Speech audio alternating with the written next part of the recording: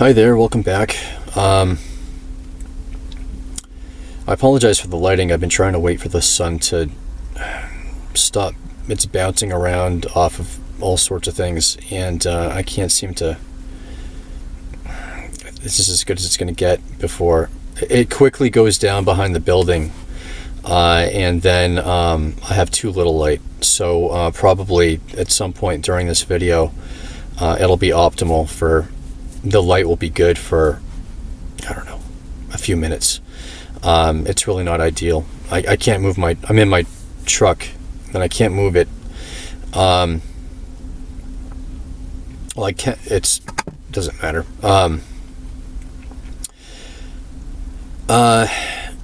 So in the last video,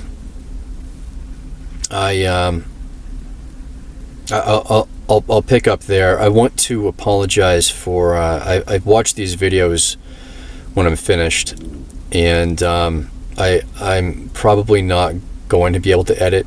Maybe I will, but I don't think I will be able to. And so they are kind of just how they're going to be, and I'm trying really hard to give only pertinent information to the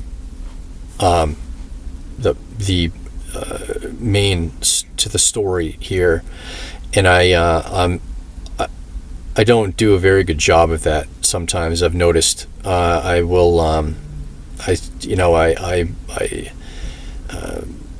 don't I may start talking about something thinking that I sort of go into story mode. I have a lot of stories. I have, over the course of my life, and I've always liked to tell those stories.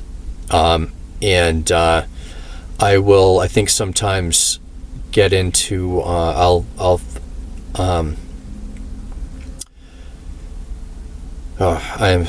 sort of not very focused. I'm sorry. I will, I think, start out with a detail that really isn't necessary, and then perhaps hopefully realize it, and then sort of stop talking about that and move on.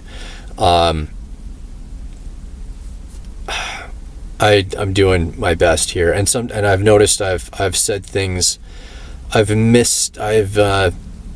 Which is to be expected. I mean, obviously no one's perfect, and editing is a tool that we use for, it's important. But anyway, and I want to be accurate, and I'm having to remember things from way back, and it's not easy. And if I'm able to point out some mistakes, I will. And sometimes you probably won't even care if you're, for those of you who are actually watching this. But I want to do my best to be accurate. So, I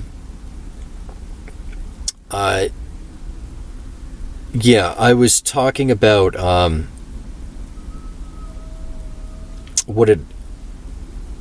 my concerns with the issue of being disfigured. And I'm not going to go into much more of that. This point of this story isn't to convince anyone that what I claim to be happening is actually happening. It really isn't. The reason that I mention it is because it's something that I've been dealing with for a long time, and there are some components of this story that will involve it. So I had to lay the foundation for that topic. Also, there will be issues with my mother, parents actually, that have to deal with that, and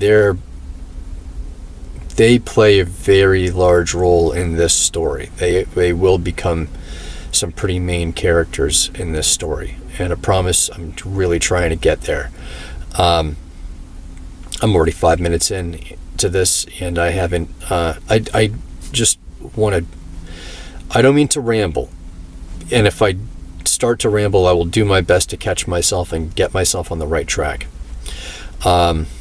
So, and I also want to mention, over the previous 2 videos that I had made, I was speaking about the martial arts thing that I was doing, and that was something that I really was devoting a lot of my time to, and it was important to me.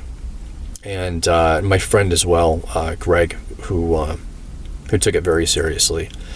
And you probably don't care about this, but I think that, my life was busy back then, and I was balancing I was balancing work with my main 2 priorities were work and had become that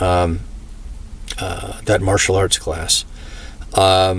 It was it was something that I found that I was very that I had an aptitude and a desire to be good at, and a desire to be good at, and that was in my life at that point. That was kind of a new thing for me, and so I focused on it a lot. I don't think that I had said that I was doing it 7 days a week and 4 hours a day.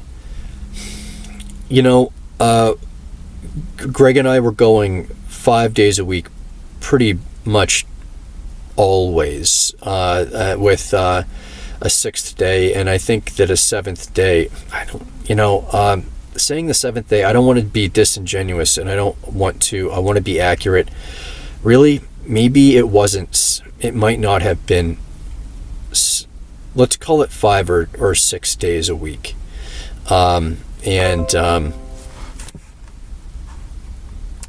Yeah, it was bothering me that I had rewatched that, and I thought, man, that might not be, in my mind, it was such a big part of my life. It just became a big part of my life, and it made me feel good about myself, that felt like I was achieving something. So, anyway, if I would, let's say it was, not that you care, but it was 5 to 6 days a week. Certainly a lot. That is a lot to devote, and then carrying that over to when I was at home, doing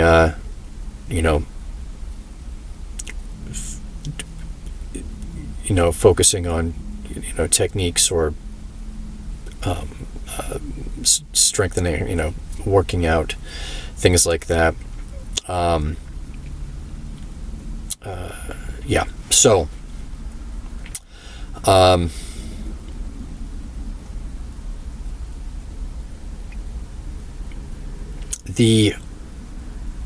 I had left off in the previous video. I was deeply concerned about the prospect of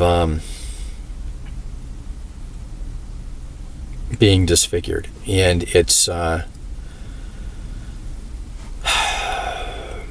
would say when once I had my wisdom teeth removed and spoken again with the doctor who did it regarding my concerns, my reasons really for removing my wisdom teeth, must have brought us into the springtime. So once I had spoken with that doctor, and he really didn't want to be talking about it with me, I felt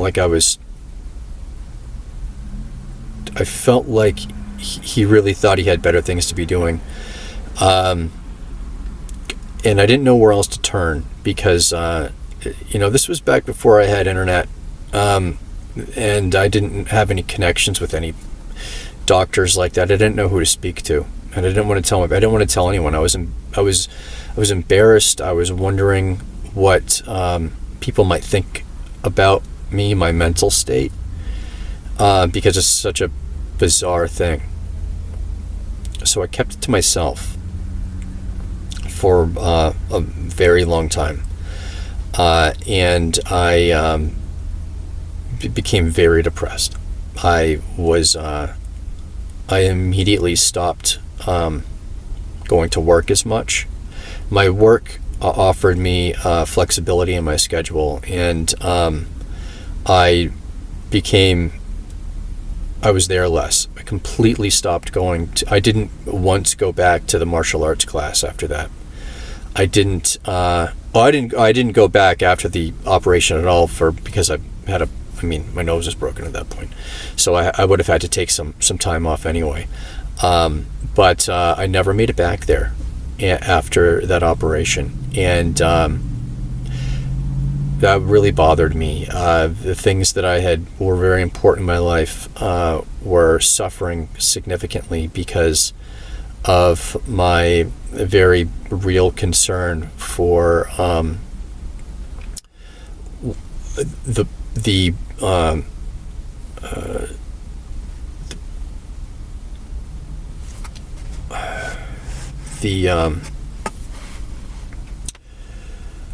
what would happen, the results of being disfigured, and I didn't know how fast it was happening. It was also new. I just had this. I really thought that it was very likely happening, and I didn't have time to map it out. So I withdrew from everything, and I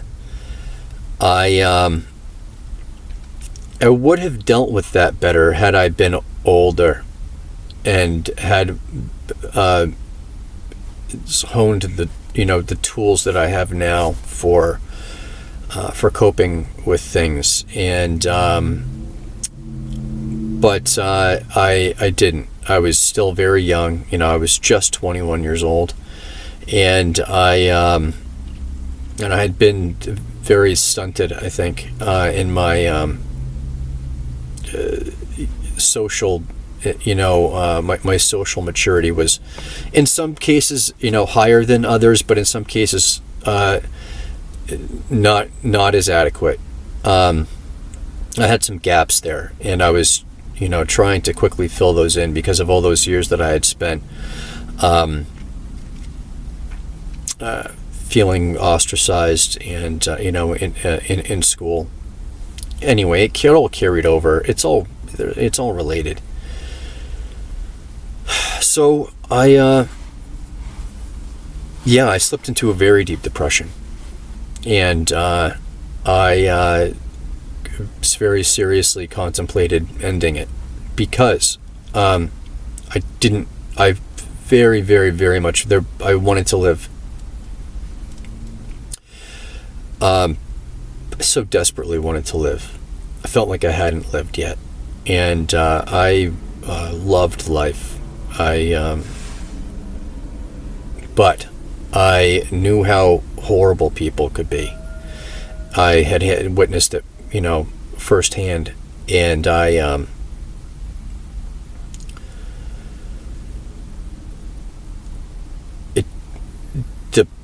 didn't want to live the rest of my life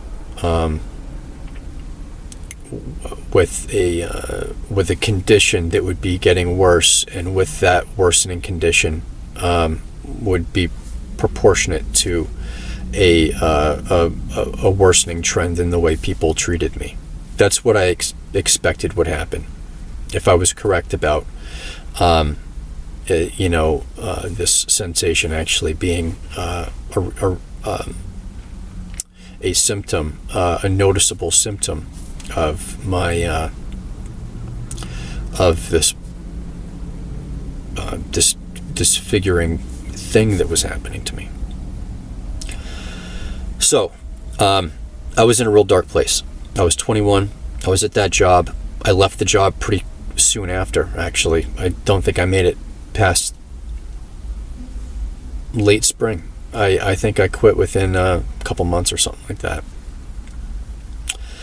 And my parents didn't know about this. I think they knew about me quitting work, but They didn't know why. And I kept it from them. I don't even know what I told them. If I told them anything, I really don't know how curious they were about it. I wasn't paying them rent, so they weren't concerned about that. I had bills like car insurance. I needed gas for travel, and the food that I bought, though they were generous, they let me eat their food. So I don't even really remember. I went through the next 3 years up until 24, working, I don't know, a few jobs. And I had this dark cloud over me because I didn't know what to do about it.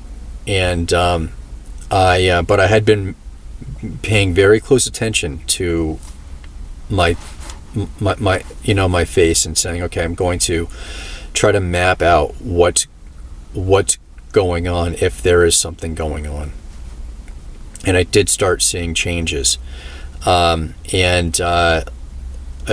I said, I'm not going to try to convince anyone that's watching this, but I was seeing changes, and in the shape of my nose, which was the tip was getting further and further down.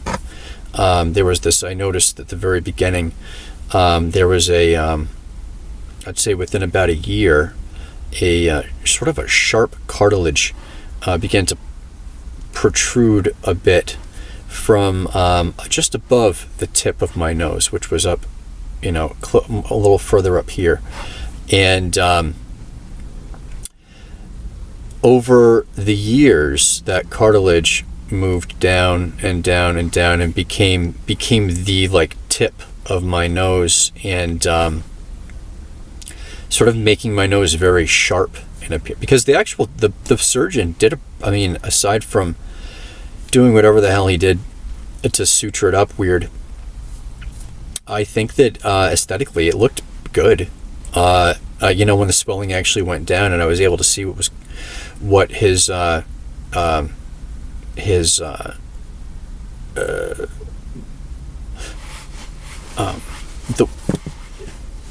vision of, as a surgeon, he probably had a vision of based on my face and what the best way to craft, that surgery.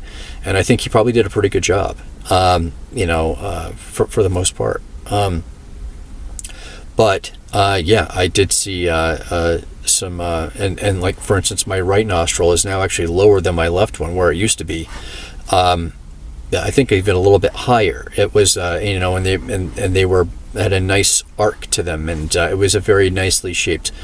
And over the years, they've sort of come down. The nostrils have come down, and my face has moved out, sort of. So the jaw has actually elongated. The bottom jaw has elongated, and it's.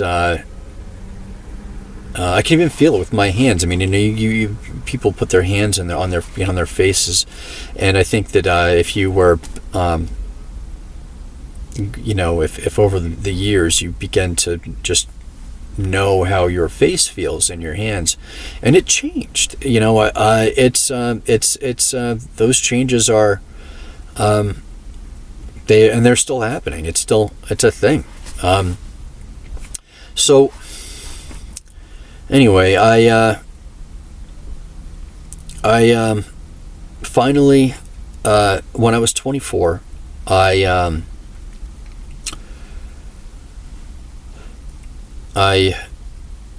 was deeply depressed, and I didn't know what I was going to do about this. And I finally told my mother. I think it was my mother first, and I don't remember how I told her. We were in the kitchen, and I said, I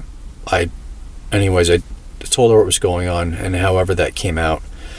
And she,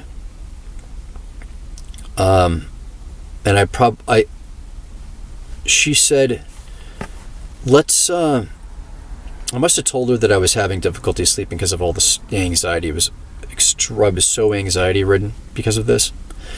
And she had said, let's you need to be able to sleep better. Let's go to the hospital so they can give you something so you can sleep. And at that point, when I had spoken to her, I had all of this. I had not spoken to anyone about this, and I was letting go of all that. I was giving myself over to, I wanted help. I wanted her. I thought, maybe I can get in touch with some doctors who will be interested in this and look at the, care about it and see what's going on and if there's anything that can be done. So I was giving myself over to her, and while I thought the request was strange, I did it. I went with her to the hospital. We went to the hospital, and what I didn't know was that she had snuck away at some point and called the hospital and told them we were coming. And when I got in there, we went into an entrance that I had never been before, and that apparently was like a psychiatric unit, but you couldn't really tell when you went in the door that that's what it was. Went in the door, and it locked behind me. And I don't think I knew that it locked behind me until I had they brought me over to a room that was just off the waiting room.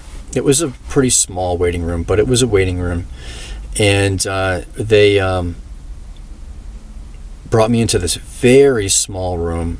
And my parents were in there with me. And they shut the door, was waiting for the doctor to come in. And it took the doctor some time. And I noticed, I think I went to leave the room to do something. I don't know, use the restroom or maybe even ask where the doctor was. I don't know why, but I went to go open the door, and that door was locked. They had locked what seemed like a doctor's exam room, and then that's when I knew that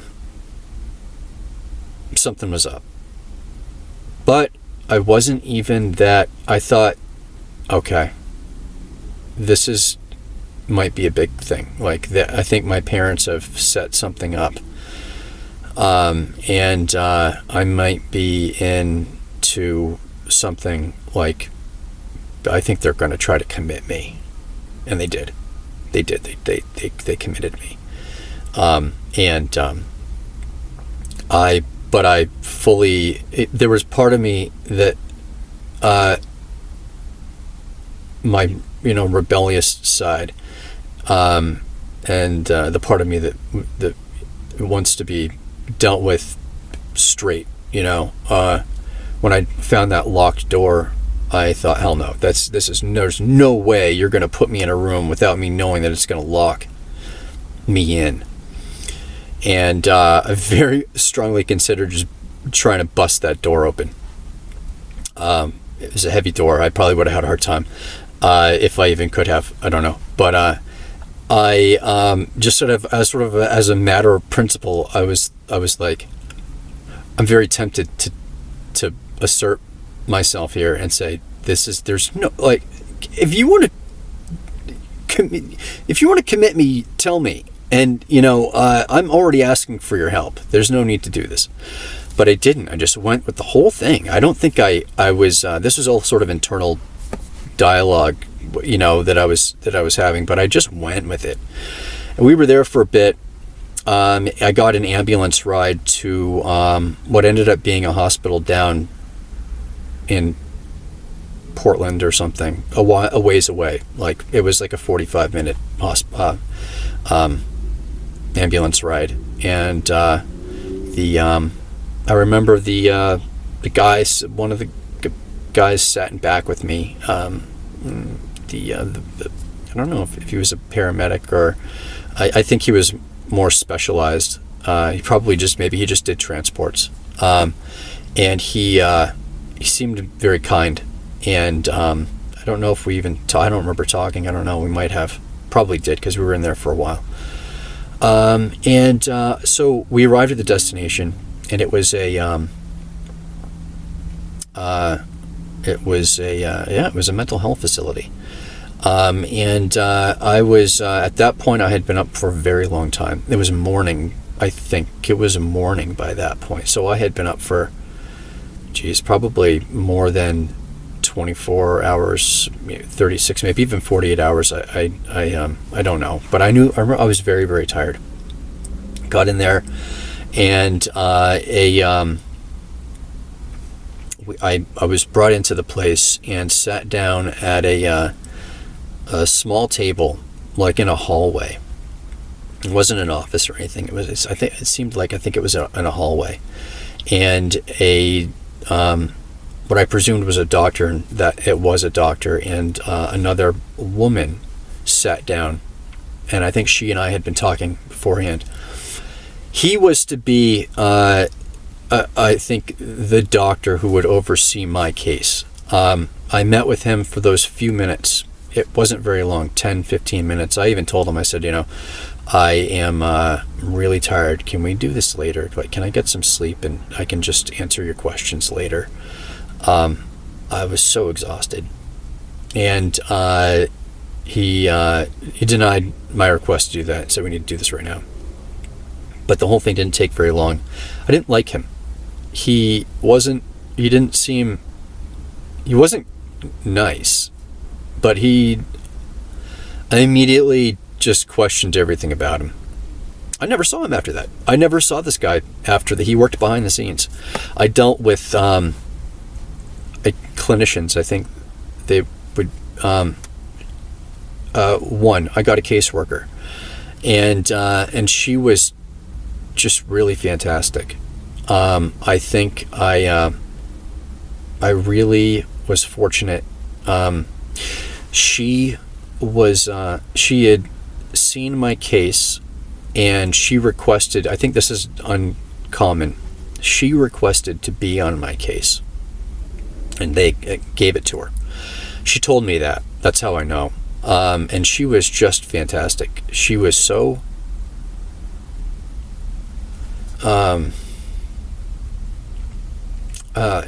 she was just really understanding, and it was really nice.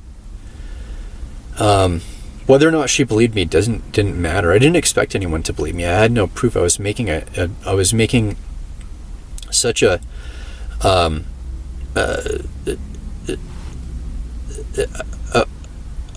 I was making an extraordinary claim, and I didn't expect anyone to believe me. I did want them to check. I wanted them to do their due diligence and be scientific about this, and they could approach it with skepticism. I wouldn't expect them to do anything less than that. However, I would expect them to be investigative and do what is required to determine whether or not this is a physical problem or a psychological one. That wasn't done, but she was really great, and she helped me. Having her there was just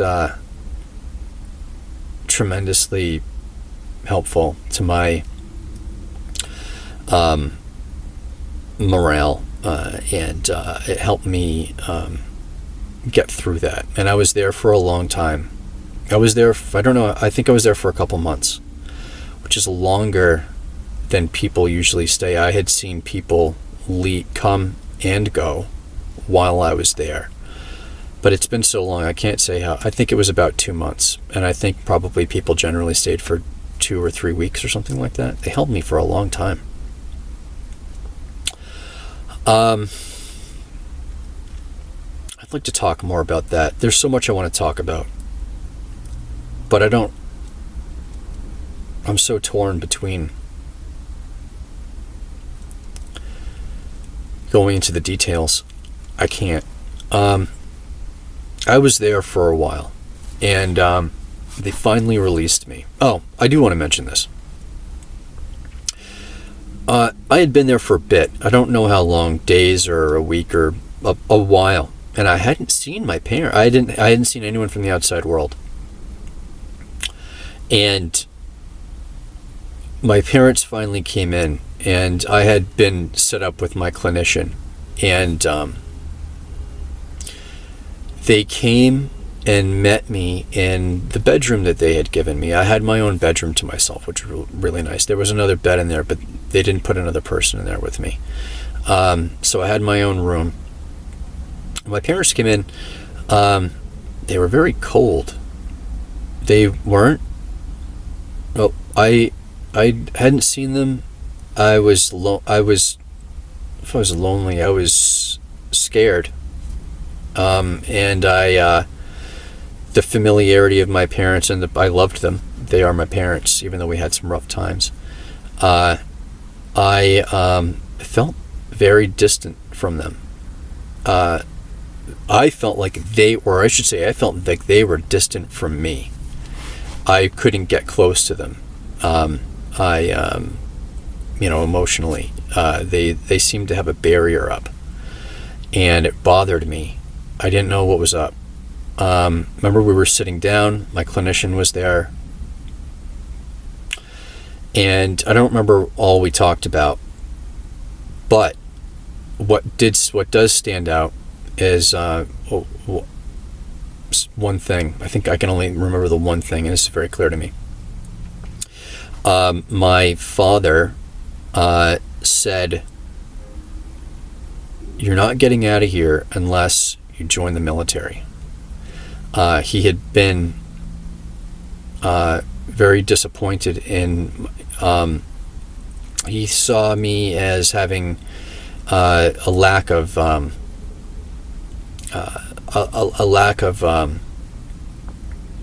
discipline, I think, or he might have even said it explicitly, but it was very easily interpreted as he thought that I needed structure and discipline, and they weren't taking into consideration how awful this had been for me for the past few years, and that my withdrawal from life in general was due specifically to this problem. It wasn't that I didn't have discipline. I had plenty of discipline about the things that were important to me. In my opinion, I did. But everything important to me fell by the wayside during those few years. I dropped everything, and I only lived. I worked like I would work a job, and then everything would just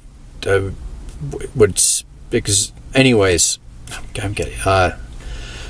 When he said that to me, he knew this is going to. I'm probably not going to make a lot of friends in this video. I've been very anti-military for as long as I can remember. Into some point in time in high school, when I began to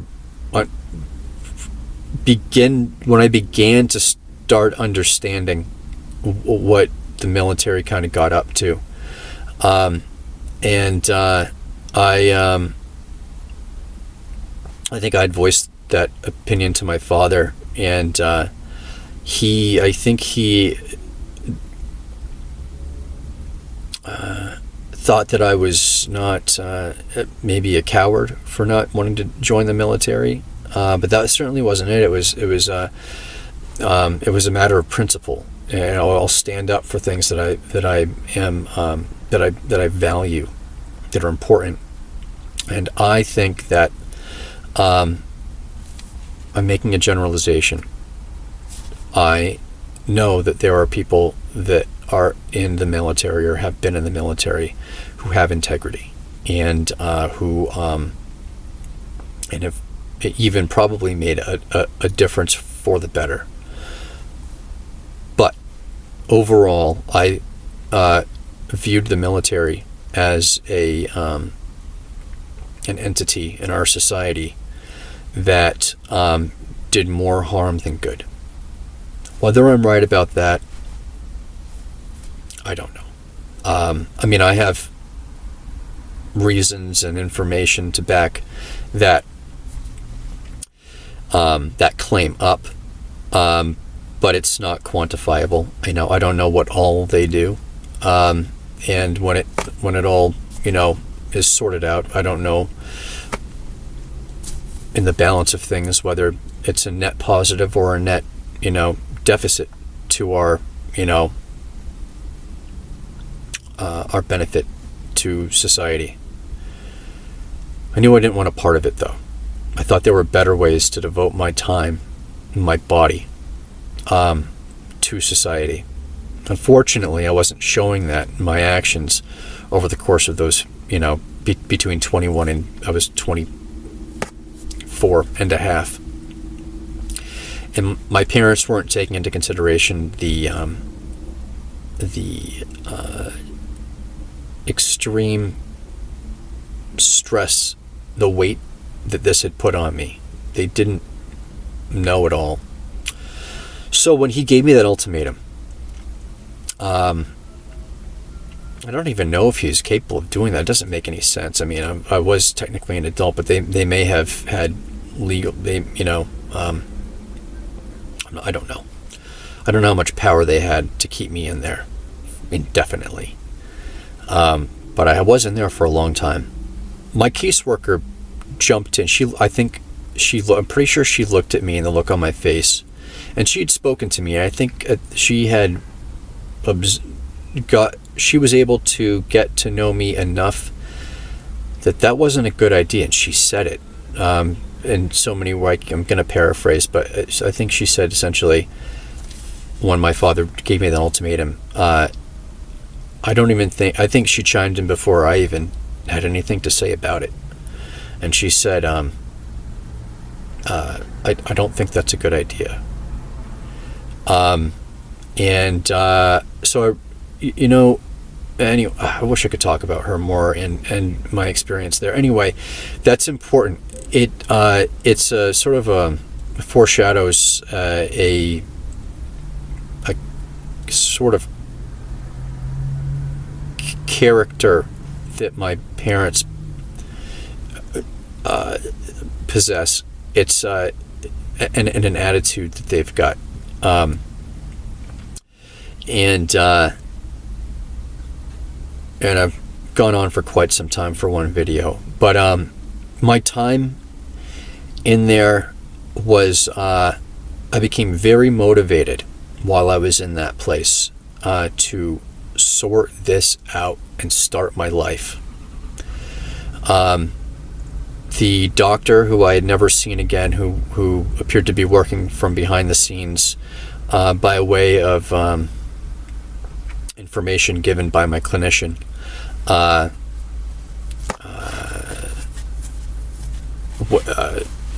I never saw him again. He never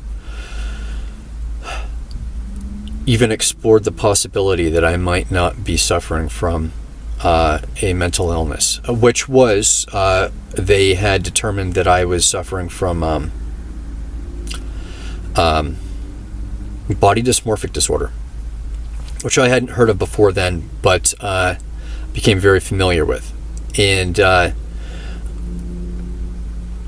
since they were so adamant about not trying to find a look at the possibility that maybe there's what he's explaining is happening to him is actually happening to him. They didn't take into consideration, and they gave me some medications which were awful. They were just awful, but I took them to show a sign of willing to work with them, and I was worried what those medications might do to me. But it was an act of I wanted to know that I was willing to work with them, and I wanted them to give that back to me. They didn't. So when I got out of there, my plan was I was going to start living immediately. I was going to jump back in and start living. And I was also going to map this out. The changes I had seen in my face had been happening much slower, but noticeably to me. So my plan was I would get an X-ray done, a profile X-ray of my face, of my head, and wait for a year and a half, 2 years, get another one to show that there was actually movement taking place, and that would work for me in two ways. First, would clear my name. It would. I could stop having my parents look at me like I was delusional, because that's what it is. It is a delusion. It's if a person perceives something to be any other way than it actually is, that is a delusion. And I wasn't delusional. I wanted them to know that I wasn't, and I wanted to prove that to them. So, way far into this, man, I hope somebody's watching this. I'll leave it here and I'll move on. Yeah. Thank you for whoever has stuck with me. Thank you. This isn't interesting. Maybe some of it might be, I don't know. I've always liked telling stories, but this isn't I can't get into the storytelling mode because I'm so worried about staying on track, and I fear that might make the story itself not as interesting, not as captivating. Not that it's captivating, but I feel like it's less captivating than it could possibly be, the way I'm telling it, and I really I don't like that. So whoever's with me and listening, thank you very much. And I will really going to try to speed the next videos up. So until then, I'll see you then. Thank you. Bye-bye.